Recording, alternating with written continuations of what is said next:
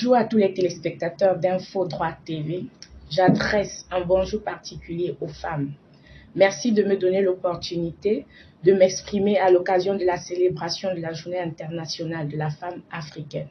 Je suis Stéphanie Nadine Gimkenwamba, juriste stratège de formation, présidente et fondatrice de Leaving No One Behind, l'INOB, consultante et expert en plaidoyer en droits humains, spécifiquement les droits des défenseurs des droits humains, les droits des femmes, les droits des enfants, le droit des populations vulnérables et spécialiste en mécanismes de promotion et de protection des droits humains.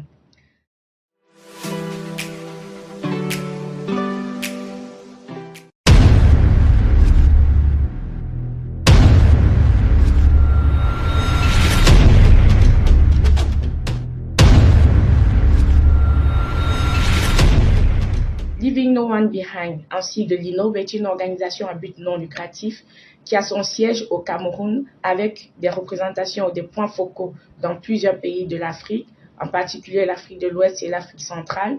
au Bénin, en Côte d'Ivoire, au Cameroun, au Gabon, en République démocratique du Congo, au Niger, au Togo, au Congo-Brazzaville, en République centrafricaine. Créée et active depuis 2018, nous avons obtenu l'autorisation officielle en novembre 2021. L'INOB a pour mission de contribuer au développement économique, culturel et social de nos communautés en œuvrant pour l'amélioration des conditions de vie des populations africaines, spécifiquement les conditions de vie des femmes, des enfants, des jeunes et des populations vulnérables, et d'œuvrer pour le respect et la promotion et la protection des droits humains. L'INOB travaille en collaboration avec plusieurs autres organisations et personnes ressources en Afrique à travers divers axes d'intervention, notamment la vulgarisation, la promotion et la protection des droits humains, la sensibilisation sur les objectifs de développement durable et une santé pour tous, les plaidoyers et la collaboration avec les mécanismes des droits humains via la soumission des rapports parallèles, la formation à l'utilisation de ces mécanismes-là, l'autonomisation des populations avec un accent particulier sur l'autonomisation des femmes et des jeunes, les formations professionnelles et le renforcement des capacités, l'écoute, le counseling et le coaching et l'accompagnement de la cible, l'éducation, l'encadrement des jeunes, la scolarisation de la jeune fille en particulier, la collecte et la distribution des dons pour les populations les plus vulnérables, la lutte contre la malnutrition et la famine, la promotion des initiatives personnelles et l'entrepreneuriat.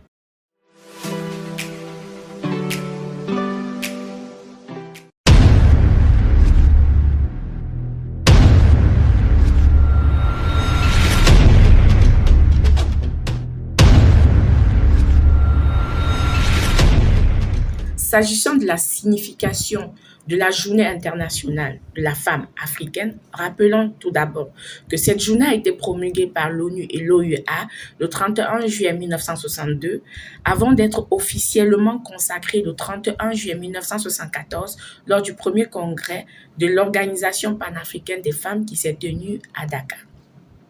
C'est l'opportunité pour les femmes africaines et tous les acteurs étatiques ou non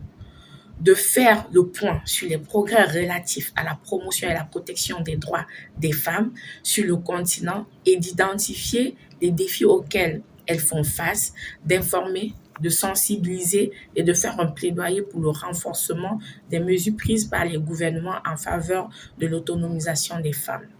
Pour conclure, la Journée internationale de la femme africaine permet de faire le point sur l'évolution des droits des femmes et de l'égalité des genres sur le continent.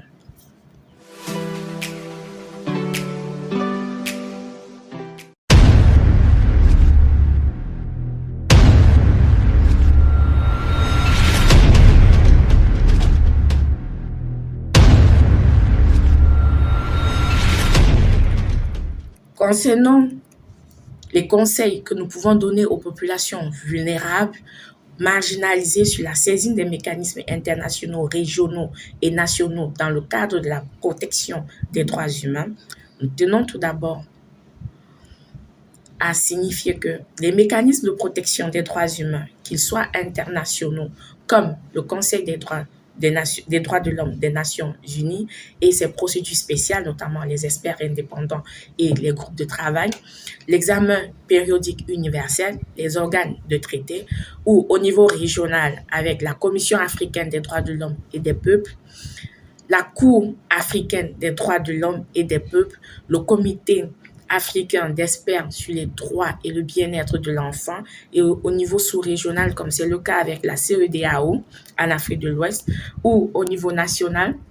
avec les mécanismes de protection des défenseurs des droits humains pour les pays qui ont déjà adopté des lois sur la protection des défenseurs des droits humains, comme la Côte d'Ivoire, le Burkina Faso ou le Mali. Les cours et tribunaux tous sont des outils préventifs visant à promouvoir l'état de droit et à prévenir l'apparition de problèmes ou leur aggravation. Ils contribuent fortement à l'élaboration du droit et de la jurisprudence. Lorsque le recours devant les mécanismes nationaux s'avère insuffisant, il peut être nécessaire de demander réparation au-delà des frontières nationales.